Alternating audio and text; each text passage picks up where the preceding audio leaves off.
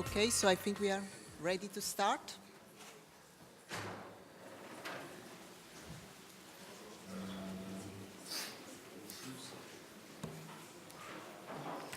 So good afternoon, everybody, to the last section of today, Open Info Day.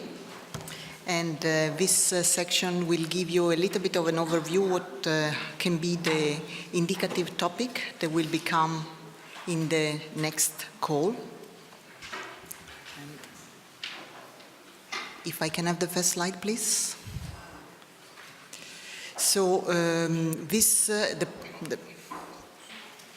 I think we have the wrong slide. Okay, so in any case, just to say, this will be a session where we present the indicative topics that should be launched in the next call of IMI 2 and maybe some also in the following up ones. And I like to say that this is all information, some is really breaking news, and some are the topics are still in early stage of development, and of course the information we provide today is still indicative since we still have to go through the governing board approval from IMI. And so just to give you a list of these topics, we have 3 of these topics that will be presented today, more in detail. Then, of course, we have in reality up to 7 possible topics that could come, but there is no time to cover all in the time that we have today. So the topic that will be presented will be the radar topic in remote assessment of disease and relapse, which actually may be a platform with up to 4 topics. Then, and this will be presented to you by Dr. Theo Meert from Janssen.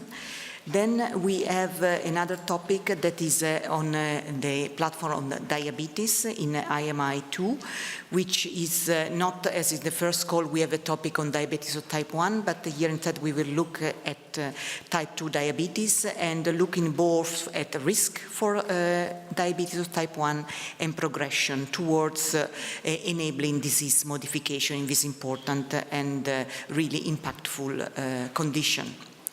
Then, and this will be presented to you by Dr. Bernd Stowasser from Sanofi. Then we will have also a presentation from about an interesting new topic on psychiatric disorders towards a quantitative biologic approach for neuropsychiatry that is really to try to have a new approach how we look at neuropsychiatric disorders and symptoms. In these 3 will be presented to you. Then we will have also some words about a very, really something that has come very short time ago, that is a very interesting new topic on patient advocacy knowledge repository to enable patient-focused medicine development. And then also topics that will not be presented today, but they are also in the list, and then we could have some more detail from Dr. Magda Klebus from EFPIA, is 2 topics on the area of vaccine. One about consistency approach to quality control in vaccine manufacture, which can be also very important on the prospect of animal use for in this area, and the other is about the pertussis vaccination research. And last but not least, most probably we will have also an action that will be not a research and innovation action, but a coordination and support action to try to develop a forum of for interaction of different stakeholders towards developing a medicine adaptive pathway to patients, so in short, to improve the access of patients to innovative treatment. And maybe Magda Klebus would like to say a few words.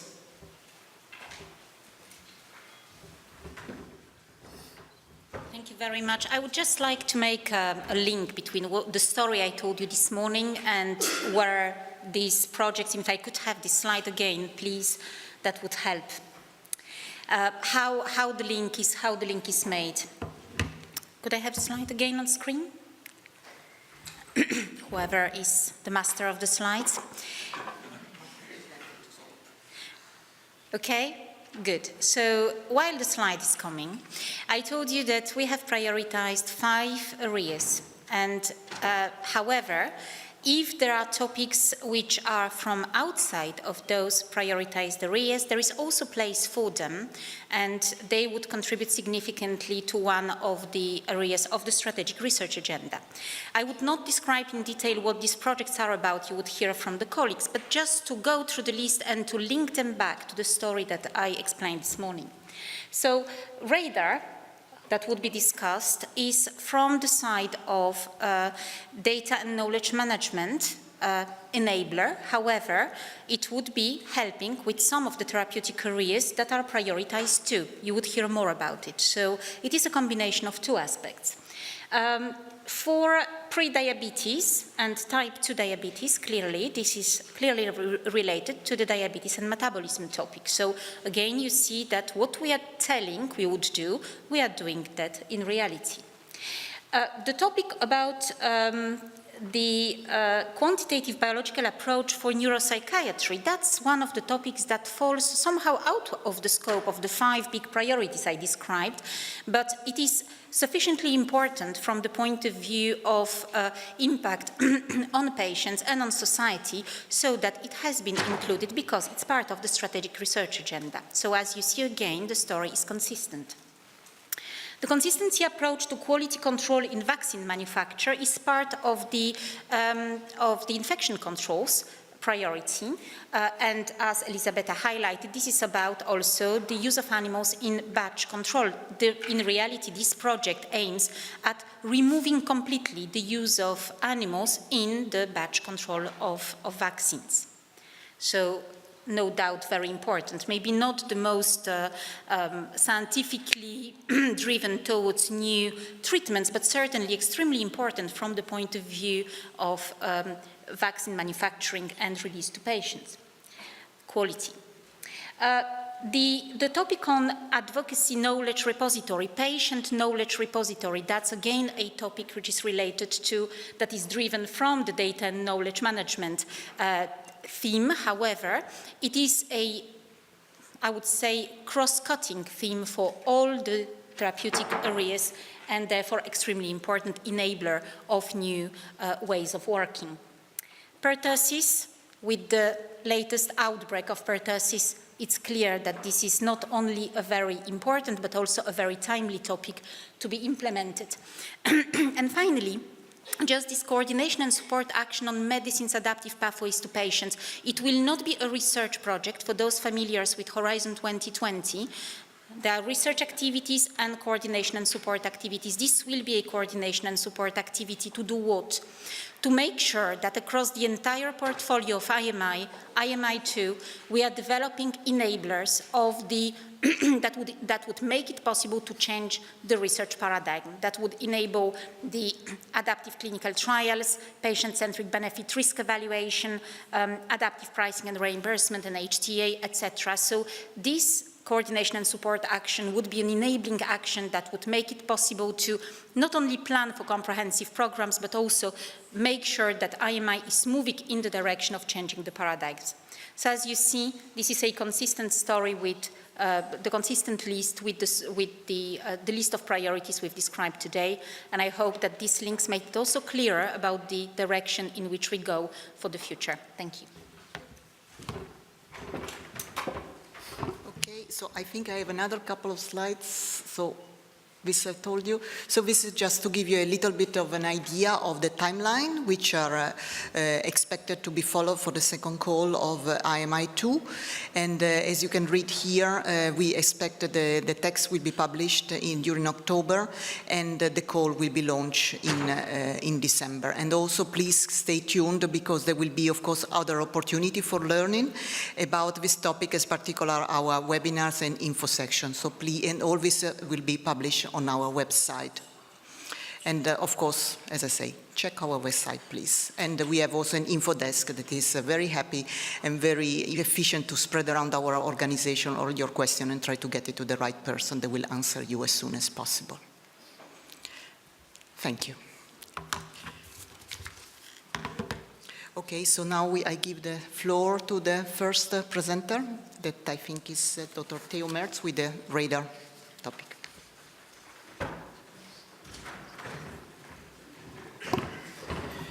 Thank Thank you very much, Elisabetta. It's my pleasure from the Strategic Governance Group on Data Knowledge Management to present 2 calls, which we hope to launch as said in call 2 of IMI 2.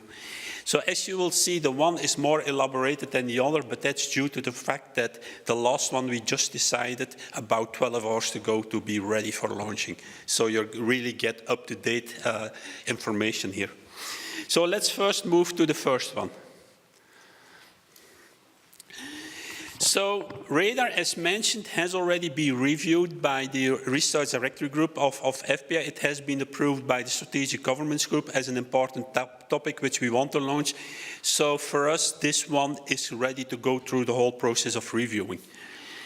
Now, if we talk about radar, let me give you a couple of background informations why we think that this could be a game-changing call for how we will look and how we will perform clinical trials and follow-up of people/patients within the next decennia. First of all, if you look to diseases, and if you look to how our diseases now quantified and dealt with, mostly you're going to a GP or a specialist. And within 5 or 10 minutes, he makes a decision about your symptoms, syndromes, what's happening with you. Of course, we know that diseases are not just fluctuating and are changing over time. So being 5 minutes in an office, being stressful, could completely give you different symptoms than you would have in normal conditions. What we also know is that more and more within the consumer business, more and more technology comes available, which allows to monitor certain physiological parameters. Think about the pulsar meters, think about anything on heart frequency, blood pressure, which continuously can be measured. However, they are in the consumer business. So more and more you will see that physiology, but behavioral also. Think about apps on your mobile, symptoms like smartphones, symptomatology, having questionnaires will become more and more common practice. And of course, people who are used to work with smartphones, people who are used to work with computers would have much less problems of accepting this kind of novel tools. So what we are going to do and see is an evolution from discrete centralized over discrete decentralized over non-discrete decentralized to continuously streams of information in which the patient or the person is continuously quantified in certain ways. So what you're seeing is from a once visit every 5 minutes every month, 2 months, into a continuously availability of information of that person. Is it fiction? No. What you're seeing here is less a quality of life scale, where you have multiple items. I just picked out here 5 or 6 of them. On the right, you see technology which can be used. Activity measures which tell you whether or not an osteoarthritis patient can walk on a stair. Sleep measurements, EEG, which tell you whether or not you're having a good sleep instead of sleep questionnaires. So there are quite a series of examples of that. So what's not the aim of radar? To develop and validate the science of using biosignatures to characterize this disease and try to predict through observational studies whether or not there are changes in the disease. So in other words, we have here a basic clinical research program. On the other hand, we want to encourage innovation and development of novel biosensors, and we want to know how to build the associated management technology. In other words, we are talking here about basic technology research. And remember, in IMI 2, you can bring non-EFPIA companies into the EFPIA calls of IMI. So we are talking here about 2 completely different industries which we like and hope to merge.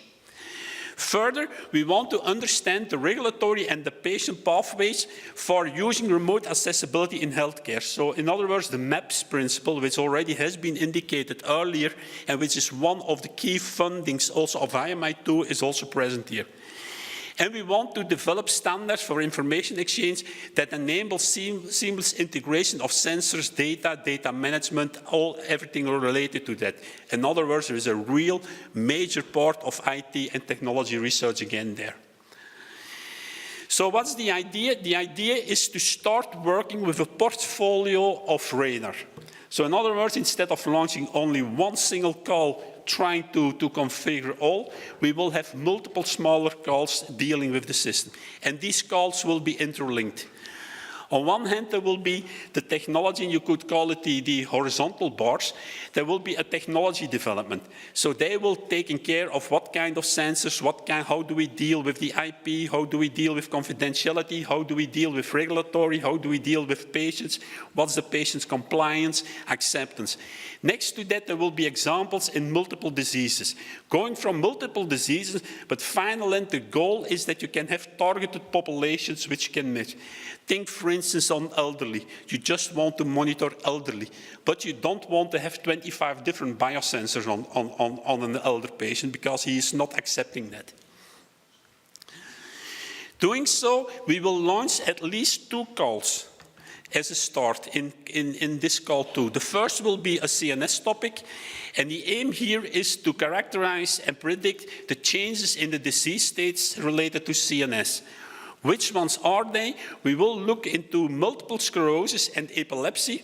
Pain is an option which might come in the next proposal, with a comorbidity of depression. So we are taking 3 diseases, we already interlinked them to ensure that our sensors would be able, or our predictive biosensor would be able to go across the classical disease borders. So what we will do for each of the interventional observation studies, we want to characterize the disease state, we want to be able to predict and characterize changes by drug effects or evolutions in the state, and we want to have predictive changes based on the remote system. So we are comparing, let's say, old technology with the novel one. What's also important is that we will use a basic of similar measurements amongst the different trials. So in other words, we want to track sleep changes, physical activity, speech, cognition, social connectivity, and memory. So we want to go to a global platform technology. Second call, which also will be launched, is the diabetes call. And here we want to stimulate the innovation in technologies that can help patients managing diabetes. So we are looking to biosensors, which would be capable for patients and being acceptable, algorithms which help to predict short-term events on hypoglycemic events, and of course the technologies which are needed there. Here again, technology in development, but also the regulatory and legal frameworks on are these data usable for going for registrational purposes. One of the next calls, and that would be already in call 3 or 4, which already is almost ready, is the respiratory one. And here the focus will go on OCPD, and you will see here again technology platform buildings which will be there, and digital biomarkers. So here you see the different participants. There are multiple companies who are willing to join the efforts in this area. But what's also important is we are more and more talking to IT and broader technology companies, because we think this will be game-changing and we need their presence in multiple calls. So globally, what we get is, as I mentioned, a portfolio here where we start with 2 calls, the CNS with multiple indications and the diabetes. Novel disease areas can develop. Together we will, within the different calls, which will be interlinked, I mentioned that, and there will be information sharing amongst the different calls. We will work on the technology platform and the acceptance by patients, and also by regulatory agents. So the aims is clear, I think, for the public-private. I mean, pharmaceutical companies are not developers of technology in this case, so it's clear that there is a positive link. We need continuously increases in these knowledge, IT, regulatory pathways. I think it's more than clear here. So the skill and knowledge management, of course, from us, everything which is related to clinical development will be what we're expecting from the contributions of applicants or the investigations itself, biosensors, the whole way of how to work with biosensors, how to deal with informatics, the regulatory approaches, patient groups. So in summary, radar will be the development and the validation of the science of using biosignatures to characterize diseases and predict changes in disease states. So the deliverables here clearly will be clinical studies amongst diseases with some comorbidity and depression. We will encourage innovation and development of novel biosensors. We continuously probably have that evolution will be ongoing. And we want to increase our knowledge management technology in order to do so.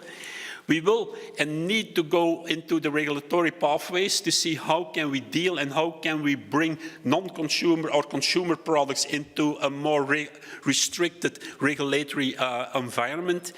And we want to have a seamless integration and acceptance by the different users, of course, of the system. So that's the first one, radar. So the second one, which I mentioned, and this is, you will see only 2 slides about this because of the novelty of it, but we are mostly ready for also launching this one in Call 2, will be, and it's a whole name, Patient Advocacy Knowledge Repository to enable patient-focused medicine development.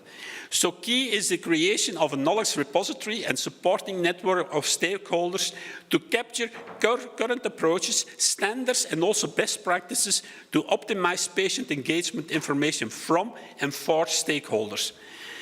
So what's the idea? To set up a PIKH, a centralized patient-inspired knowledge hub that would capture when patients get engaged, when the details of that engagement and the standards of how stakeholders are involving with patients from early discovery to the research and to development cycles, and even further after approval. So it will be a shared repository which makes research possible on more focused unmet medical need of patients and hence more targeted towards end users of healthcare, something which is at the moment lacking. So the overall objectives of this initiative is that the PIKD will focus on sharing of non-competitive information and users can be from industry, patient groups, regulatory and healthcare. So we want to open this database or this repository for everyone. To design the context and the functionality of the system would be informed by all user communities. And the PKDB will respond to the critical opportunities by supporting the involvement and the central role of patients in the industry input and the regulatory process. In other words, patient will be centric in this approach. Thank you very much. Questions? Thank you very much, Theo. So I don't know if there is just maybe 1 or 2 quick questions, but then we will have a general session at the end. So just very, if one has really some very short question. Otherwise, we take all at the end in the question and answer. Okay.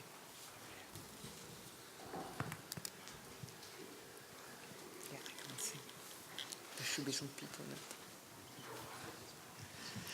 Thank you very much. I'm Victoria Dominguez from Abegenomic company, and I'm very interested in all these biosensor elements that measure many things thanks to the iPhones or tablets or whatever.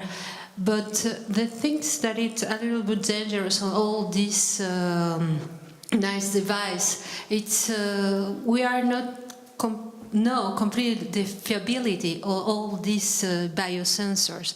That means, for example, when you take some molecules or something, you do some clinical trials in order to see the efficacy of all these component. In the case of the biosensor, we don't have any information about the viability and how we can trust in all these sensors that generate a lot of data.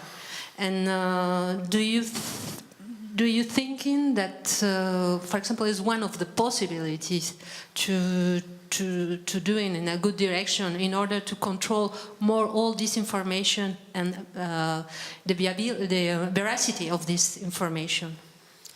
Okay, thank you for the question. Of course, our concern is yes on the devices, but there are already several pilots ongoing in different industries, not only in the pharmaceutical but also in the device development industry. All the different companies who are taking part are running already at this moment short proof of concept clinical trials. And what will happen is that some of these databases will also be made available for the consortium. So yes, there are certain of the devices which already can be used and which are already used in clinical studies. Of course, the integration of multiple devices, the predictability of multiple connections still has to be figured out. So in other words, the algorithms which can come out and the predictability of these algorithms, that's something which will be developed in this program. I think that we will have to take the question at the end now because this took already some time. So I think I would like to move to the second talk with Dr. Bernd Stowasser from Sanofi. If we can have the slide, please. Do I move it, the slides? Yes. Presentation.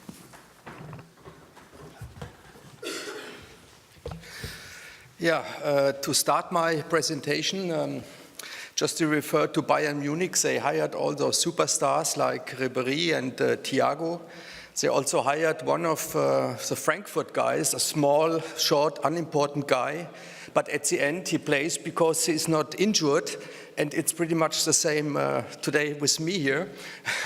The people who worked mostly on this call topic text, in fact, could not make it because of travel and really being ill.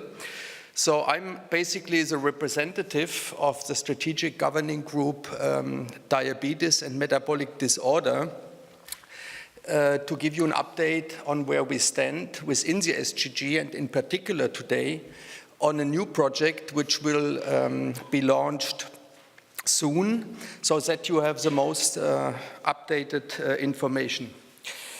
So, okay, I know how to use this thing here. Overall, what is the background? And I think you are all familiar with projects in IMI which are ongoing in the diabetes platform. We have heard today the presentation of Anke Schulte, I think here she is, yeah, giving the next endeavor indeed of the diabetes strategic governing group on type 1 diabetes. Let me remind you, this is really the biggest project ever in type 1 diabetes in collaboration. And so it's a huge, and also the discussion showed that this is quite an ambitious goal. So now, obviously, as there are a lot of activities ongoing in the diabetes field, and Michelle Goldman, who was really the key driver here in IMI to bring this forward, and also regarding the strategic governing group diabetes. So we know that actually there need to be complementarity with projects, and that leads to the fact that you have to go quite into the detail to cover all the tasks which need to be done to get a comprehensive picture in diabetes. So please keep this in mind when you listen to the topics I'm going to show you. So we all know that the incidence of type 2 diabetes is strongly increasing, and by the way, not only type 2, it's also even more, or at least at the same speed, type 1 diabetes, which becomes a major pandemic. And we obviously need to look for the reasons for this. Some people still think it's not a big market. It is already a big market, and it will be unfortunately even bigger. So if you look at the current therapies in diabetes, you start realizing that really the focus is on blood glucose control, and not so much is available to really alter the disease. Also, this is one of the key features when you look at the type 1 diabetes project. It's not only to control or get better, more convenient therapies, it's really to alter the disease. And this is per se quite ambitious. So big gaps exist to improve the feasibility of drug development, also to restore the cellular health. So it's not only to get into the science per se to solve the problem, but there is much more you need as tools and you need also as environment. So really you have to look at this as a whole. And yeah, it's mainly also prevent progression of pre-diabetes to type 2 diabetes, which is also something we are not really doing in the field. And also to delay or prevent the disease progression in individual with type 2 diabetes is also not a standard therapy at the moment. So, to come to the needs, in particular, there are really robust approaches needed to select individuals who would most benefit from a potential new disease-modifying therapy, because as you see in the DIRECT project, and we have Bernd here, who is one of the 2 or 3 key people in this project, you know that you really need a personalized medicine approach in this field. And by the way, this is one of the differentiating factors with the new proposal towards DIRECT. DIRECT is a personalized medicine approach, while this new topic is more a taxonomy approach, which is obviously complementary. So you need validated biomarkers and diagnostic assays, which are needed to identify the individuals where you have a rapid decline in the health of cells that function. And this is not only the insulin-producing location, it's also the target, you could say, location where the glucose is being metabolized, like the liver, the muscles, and the fat cells. And furthermore, you need innovative clinical trial designs to deal with this kind of approach. And this needs to be done in dialogue with regulatory authorities and experts.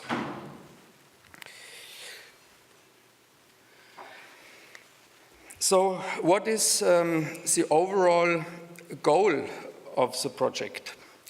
The overall aim of the project is to discover and validate a molecular taxonomy of type 2 diabetes to enable feasible patient segmentation, also clinical trial design and regulatory paths for diabetes prevention, and also to modify diabetes disease progression.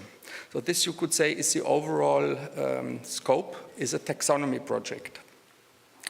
So in order to fulfill this, what are the particular goals you need to tackle, and which will be subject of this call topic?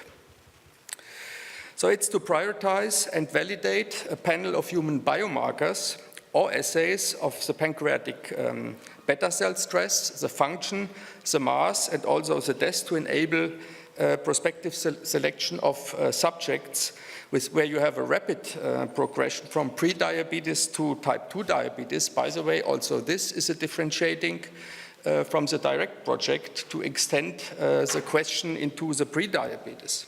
And also type 2 diabetes subjects where you have accelerating pancreatic beta cell dysfunction, where you have a certain overlap with the DIRECT project. But again, it's very important to build on projects. Among the diabetes platform, let me mention this. There is a coordination ongoing, so the teams meet on a regular basis and exchange information, which is where also the corresponding contract exists. And this is also clearly the objective of this new project, that a free information flow is possible among and with the ongoing consortia. IMI is about sharing and not about possessing, so this we really need to keep in mind when we engage in such projects. Anke mentioned this, I guess, also in her speech as a very important factor. So under this, I already mentioned, it's not only the pancreatic cells, it's also the cells where the glucose is being metabolized. And the biomarker validation component should explore and access available predictive biomarkers, not only those from the project, but also those from existing IMI platforms, but also from other cohorts and published literature. The biomarker discovery component should leverage also a range of technologies, including targeted and non-targeted biochemical biomarker discovery in human samples, genomic biomarkers, imaging biomarkers, and also tissue biomarker discovery from selected preclinical models.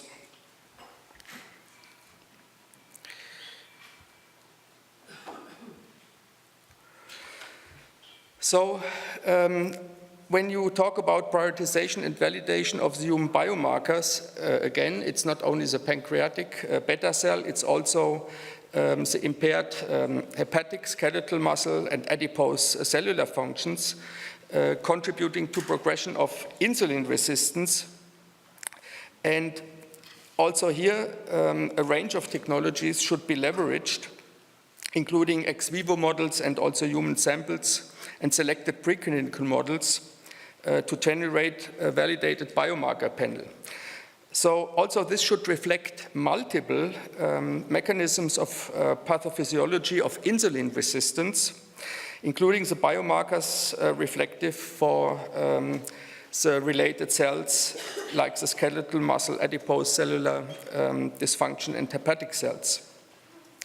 So it should further emphasize on the human biomarkers predictive of environmental contributions to disease progression, which could be the microbiome, toxin exposure, and also dietary exposure, and exercise.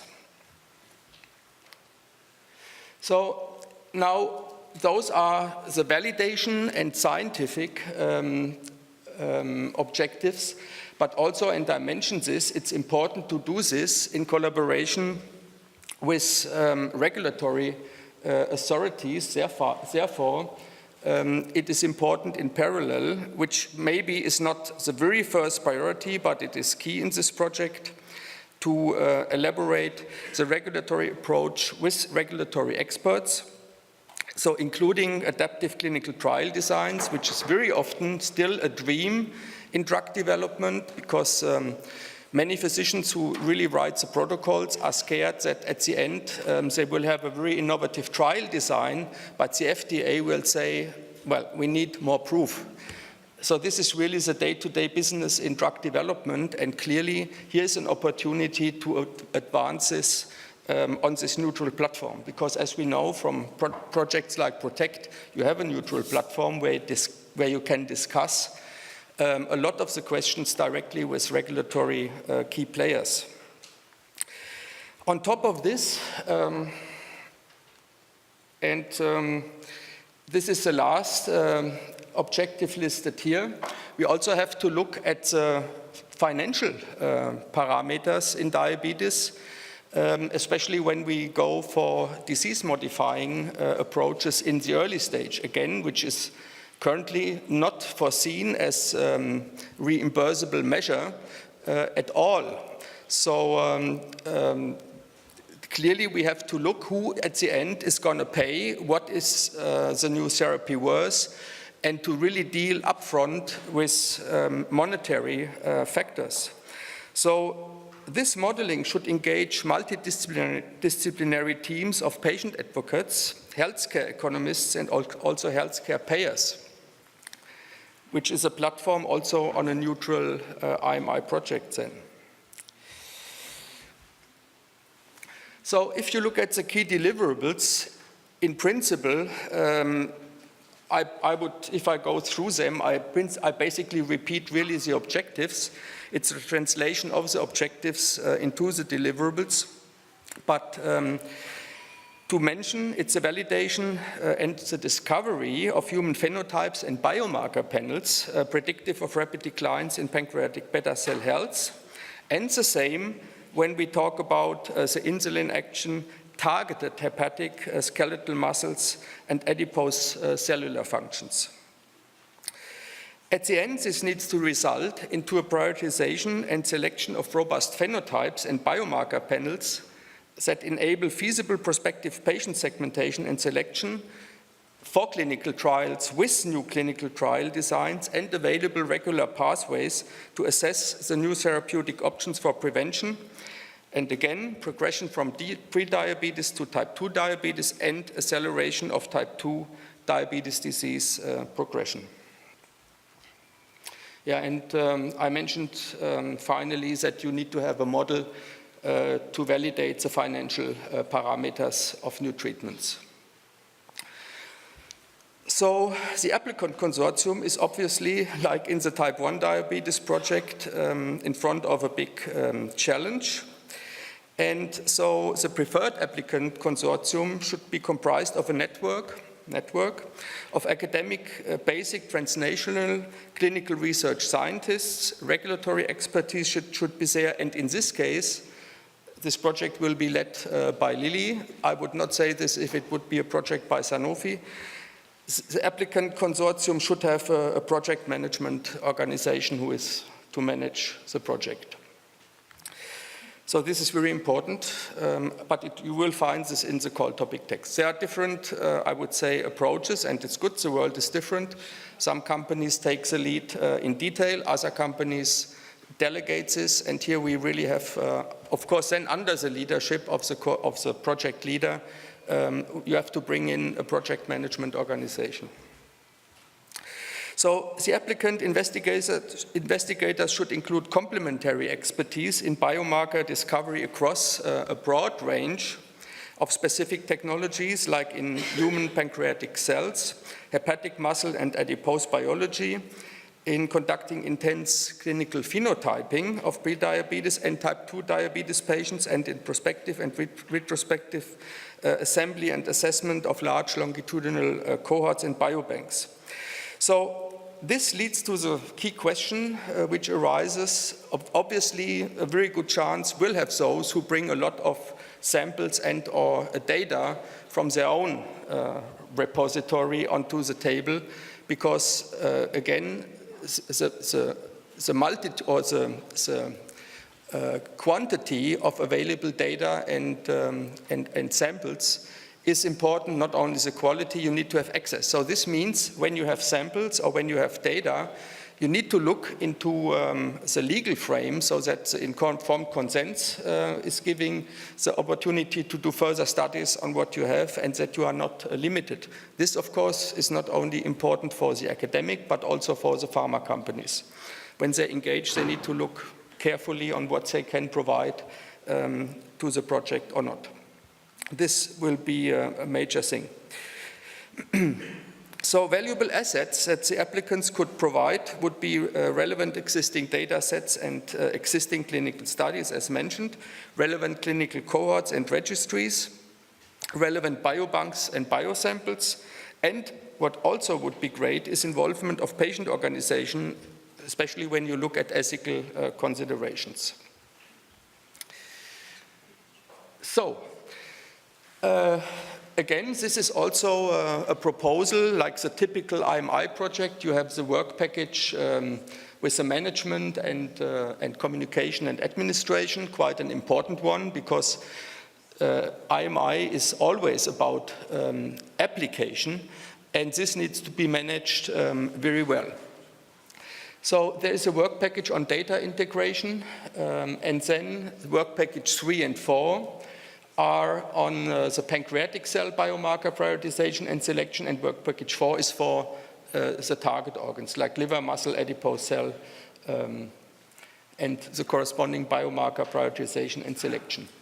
It's also important to say that there will be a work package on assay and technology development, because when you move ahead with this kind of application, you need very efficient ways to look at biomarker panels so that you really can use it in real life and you do not end up in the research lab for each of the biomarkers you want to test.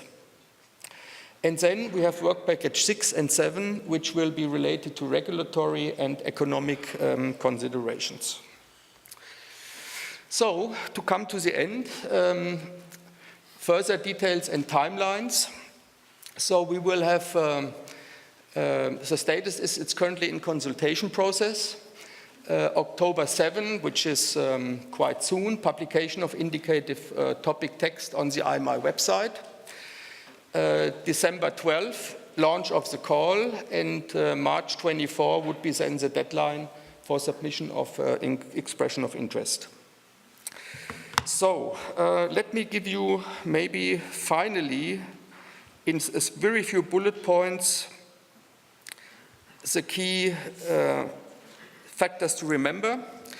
So the project shall enable patient segmentation for rapid progressors from pre-diabetes to type 2 diabetes and rapid progressors in type 2. Move away from the glucose control towards disease modification. Identify and validate human biomarker samples for both validation, but it should also have a discovery component. Clearly, we need to use synergies with existing initiatives, especially in IMI. And what I did not mention yet, there is already ongoing, and there will be even more, an outreach to other life science industries. Obviously, because you need a lot of skills, which is not the typical skill of a pharma company and also not of an academic institution. So there could be also a strong opportunity for SMEs to get engaged.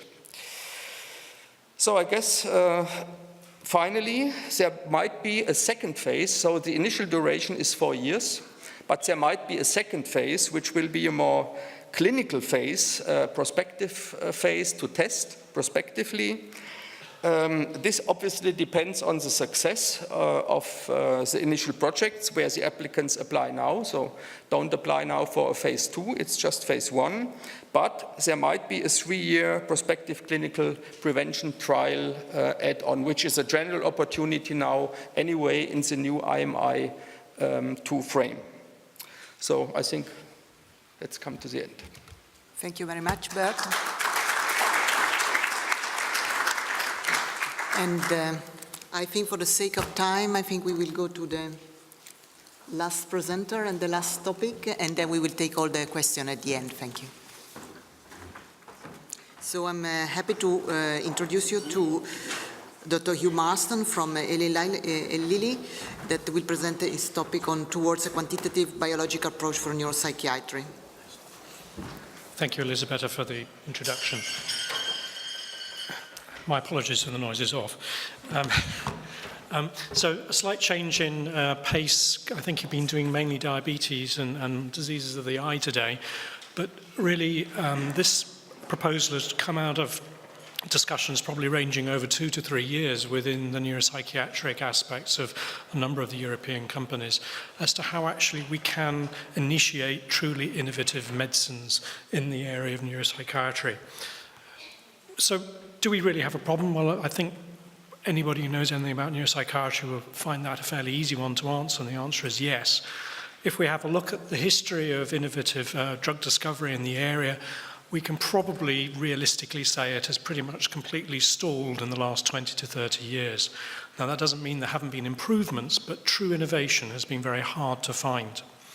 Where breakthroughs have been, they've been almost entirely due to serendipitous observations, either drug classes we didn't anticipate having an effect, having a result, or new approaches having effects that the clinicians are able to pick up on. As a consequence, our understanding of how the drugs have worked has tended to be driven by post-hoc analysis rather than by hypothesis-driven research in the first place. So therefore, we need to think about why this is. If we're going to try and construct truly innovative research programs, we need hypotheses, we need targets, we need systems to work on. Now, unlike most other areas of medicine, psychiatry still is a qualitative approach using almost exclusively symptoms-based diagnostic criteria, which have been defined by convention over years and various iterations, such as DSM-5 most recently. What we're truly lacking is a quantitative analysis of what's going on in these disorders. Historically, diseases of the brain have suffered from the fact it's a very difficult organ to access. It's inside the skull. People don't like sticking things into it, various other things. It's been a difficult area. But maybe we're now in a new age where maybe we can start moving in a different direction. Therefore, we need to come to mind the truism that drugs actually work on biological substrates, not symptoms. So, can I confirm that there is a need, and how should we be moving forward? Well, if we look at psychotic and affective disorders, there is still significant clinical unmet need. The speed and level of treatment is still by no means optimal. We have significant problems of relapse. Treatment resistance develops in many disorders. Compliance in many cases is dreadful. The side effect profile, again, in many cases is dreadful. In other areas of neuropsychiatry, there are molecules which make huge amounts of money. So, for instance, in the treatment of cognition in the aged and demented, there are molecules out there which are very profitable. But if we actually look at the clinical effect, it is at best marginal. Maybe there is room for improvement there. if you have a look at how the neuropsychiatric symptoms and dementia are treated, there are a number of approaches that are used off-label. To date, there is no single one licensed treatment of neuropsychiatric orders associated with dementia. In many cases, neuropsychiatry is a problem associated with age, and the European Union, the States, the rest of the world are challenged by an increasing age population as we progress. Therefore, this disease burden will increase. Further, if our colleagues in neurobiology are actually successful in maybe halting the progress of neuropathological aspects of some of these disorders, we will yet again be left with an even larger burden of neuropsychiatric disorder-related patients who now may live for many, many years with low levels to medium levels of psychiatric burden. So what do we really try to do? Looking at the problem, we think that both industry and academe desperately need new targets and rationales so that we can truly innovate new neurosymptomatic approaches. And this is both in terms of giving us segues into new research areas, as well as giving us new targets and options and approaches for drug discovery, so both the industry and the academe side. In order to do this, we would suggest that perhaps we need to move away from a symptoms-based approach to maybe a biologically based approach. And this would provide a whole variety of outcomes, of which I've just listed a few below. For instance, it might provide us with criteria which would enable us to identify the right treatment for the right patient much more quickly. We might be able to stratify clinical trials much more effectively in advance. We might be able to identify new routes for registration with EMA or FDA if we can find proper criteria and define patient populations. This could ease this approach. We're always wanting to try and improve how we're working in academia and preclinical research.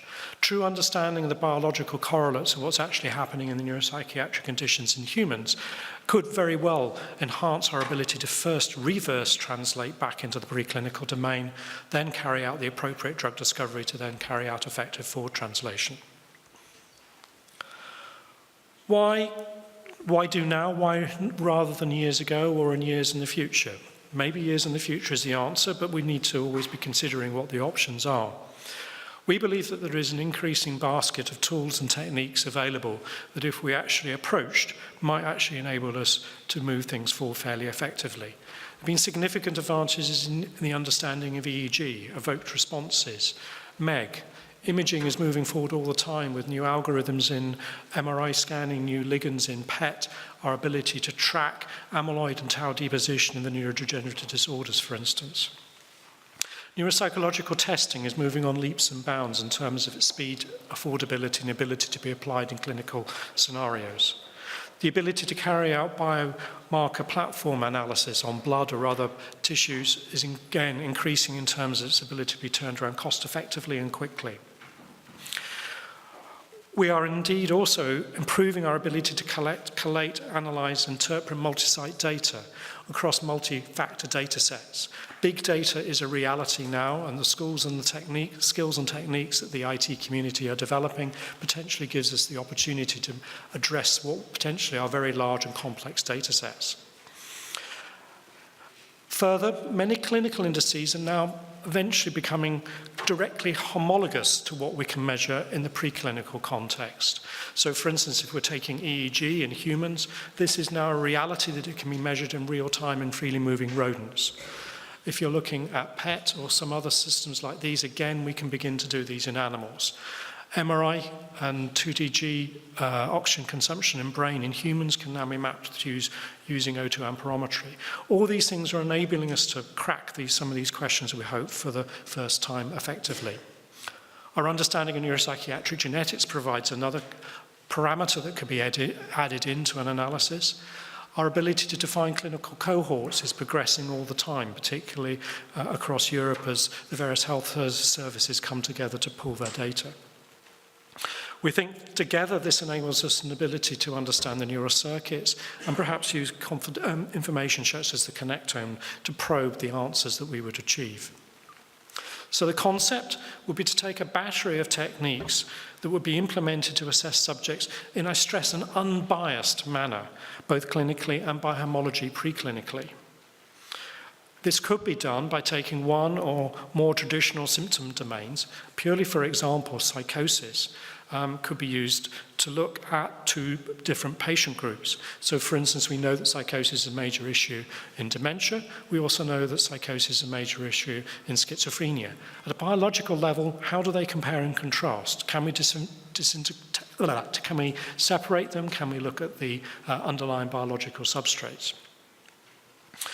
That would then enable us post hoc to analyse the large data set to then come up hopefully with a minimal diagnostic set for the rational criteria for stratification, potentially of diagnosis of patients. We begin to understand the differences in the underlying biological substrates, and perhaps most importantly, in terms of the innovative medicines aspect, allow true reverse translation to validated preclinical protocols. So the architecture of how we might see this being put together is a successful consortia would select 1, 2, or maybe 3 symptom constellations or domains that should be presented in a range of disorders. So we would like to see initially these symptom domains are present in, let's say, a couple of neuropsychiatric areas and maybe a couple of neurodegenerative areas. And this would then ensure that any data that came out from these studies would have wide applicability and potential for translation. So, for example, cognition, I've listed a various range of subsets of cognition there, reward, stress, affect, all of these can be found in a variety of different patient populations. We would then move this to looking at appropriate study cohorts of patients which could stem from these disease populations, which would be selected in an appropriate area. So, for instance, you might pick a couple from the neurodegenerative area, Alzheimer's, Parkinson's, FTLD, and by comparison, you might pick a few from major depressive or schizophrenia. So what we would look from a successful applicant consortium, bearing in mind that the scientific managers within the EFPIA consortia are very, very keen to be highly integrated in the way this moves forward. So this will be very much a two-way street of information between the EFPIA consortia and the academic consortia. But hopefully the academic consortia would bring expertise in a range of clinical imaging platforms, biomarker platforms. An ability to handle statistics and study design would be important. Ability to provide clinical study support, IT, data communications, and either as a subset or in parallel, preclinical imaging and biomarkers and preclinical technologies would enable us to probe that reverse translational pathway.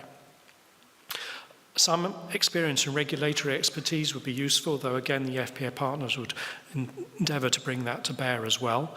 And likewise, project management would be a useful adjunct within a consortia, but again, if necessary, that can be provided by the FPA consortia. Valuable assets would be relevant existing data sets that can be brought to bear already, or existing clinical trial study data platforms that could be used to pre-populate the data platforms. Relevant clinical cohorts and registers would be very, very useful in this context. Likewise, access to relevant biobanks and biosamples could again enrich the data set that we would like to probe. Involvement of patient organisations and their ethical considerations would also be very welcome. So just to recapitulate roughly where we are at the moment, the anticipated progress of this project would be planned for 3 years. But we would be very, very keen to look at an extension for 2 years if the initial programme proved effective. I need to stress that the proposal is still at draft stage, though we're submitting to paperwork to IMI as we speak, and that there's for maybe some still small changes before we go completely public. The consortia currently has members of Lilly, Boehringer, Lundbeck, Roche, Pfizer, and Novartis. I want to make the note that we're currently ongoing with some discussions with equipment suppliers who may be joining FPA that may give us significant leverage considering the type of approach that we're predicting here. So thank you for your attention, and I'm happy to take any questions if there is any time remaining.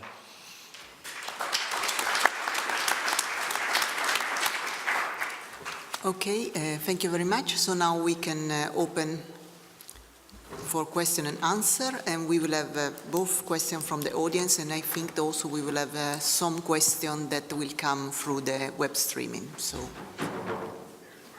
if someone want to start with a question?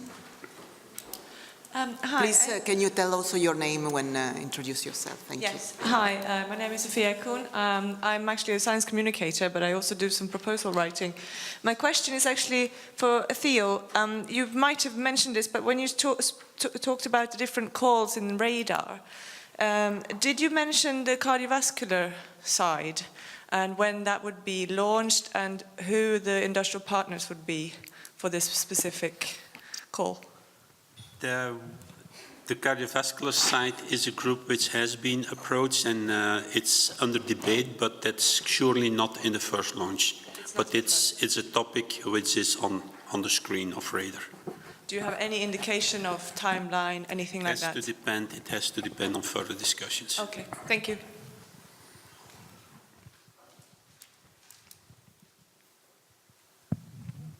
Hi, Des Johnston from Imperial. Also about radar. Imperial is obviously a university with a large technological interest. And you mentioned, I may have missed it, you may actually have said it, so I apologize. You mentioned the pharmaceutical partners in radar. Do you have any preference for, or do you have any ideas, pre-existing ideas about the technological partners that you would want? Or is that open to whoever applies? No, that's open in the sense that there will be some qualifications on what you want within the IT systems and the data flow and data capturing systems, but that would be open for the consortium. Thanks.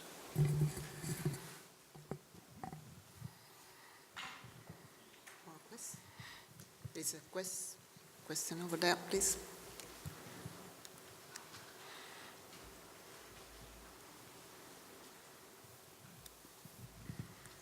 Hi, Walter Luijten from KU Leuven for Theo Meert.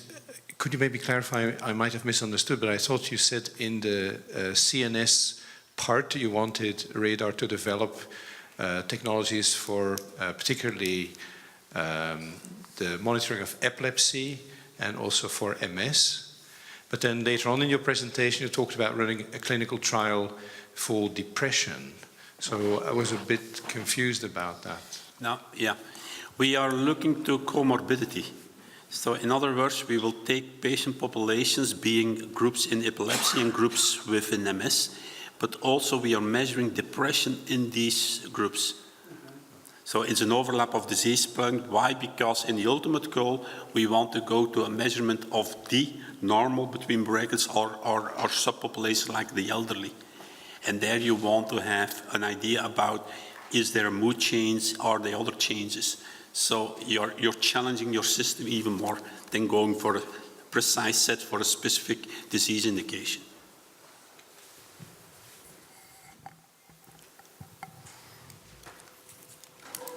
There is a question over there.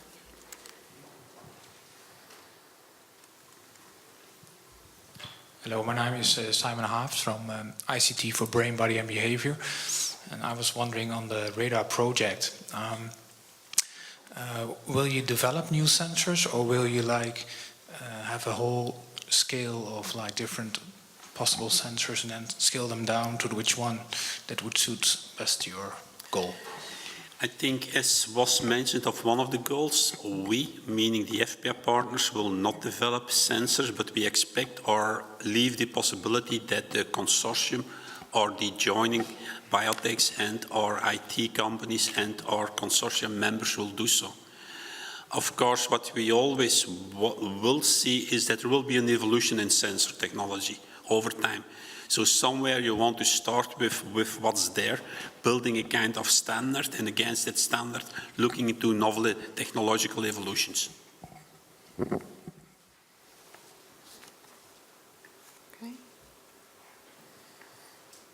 Any more questions? Yes. One last question again.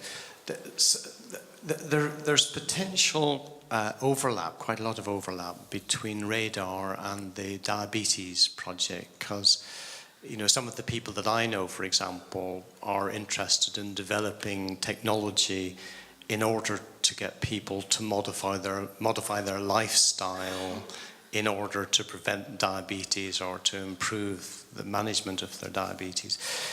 I take it there's no potential. These are two parallel but unconnected streams, and that can't change. I think there is the possibility, correct, because if you look to the development of measurement of diabetes and hypoglycemia, there are quite some continuously evolutions. So whether or not they would merge and whether or not there would be exchanges of information and knowledge, I think that's part of an IMI2 conceptual idea. I would not exclude by definition this. Maybe Bernd, you want to comment? Yeah. Actually, I'm fully in line what Theo just said. And if you just look at the people who are dealing with it, for example, at Sanofi, we have here Bernd, who is dealing with radar and is dealing also with the other diabetes projects. So it's at the end the people who will be the key source for information and make sure that everybody is informed so that we do not make parallel research.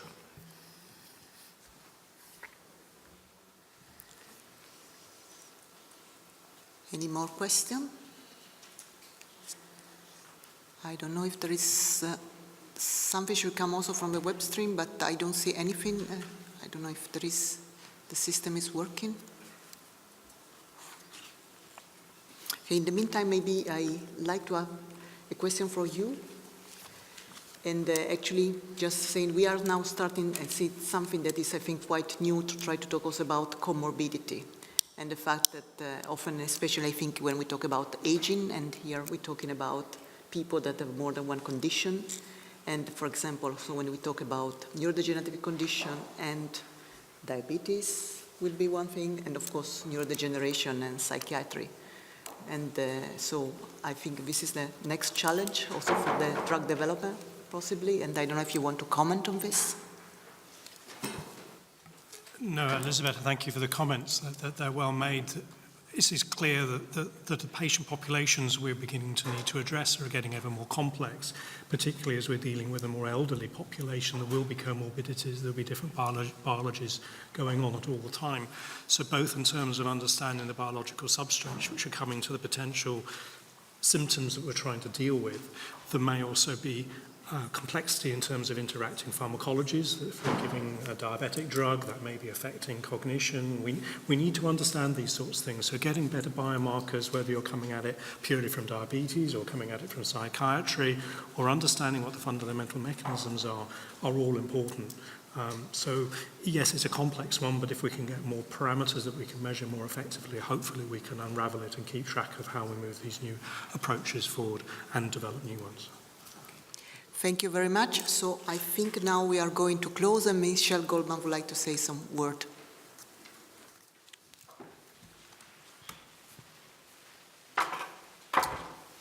I will be very short. I just want to thank all the speakers, the moderators, all of you for your active participation.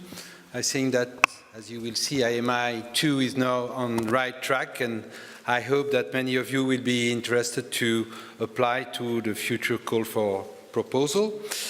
So I still would like to thank all the IMI team. I think that they really did a great job in preparing this Open Info Day. This was not necessarily easy. A number of information only came recently, and I think that we really did our best to communicate to you everything which you should know at this time point, and please follow us on our website and through the other means which were mentioned. So you saw many of the team members. I would like to especially thank those who work behind the scene, Catherine Brett, Sarah Black, Alessandra Pacamicho, and also Eva Zertegren. I don't know if they are around. They are already preparing our next event, probably. But thank you very much to all of you. And it's really a wonderful team because they foresee for you a goodbye networking coffee. So take advantage of this. There will be, I heard, smoothies and macarons waiting for you outside. So take advantage of all this. And again, thank you very much for being with us, and good luck with your future activities in IMI2, and have a safe trip home. Thank you.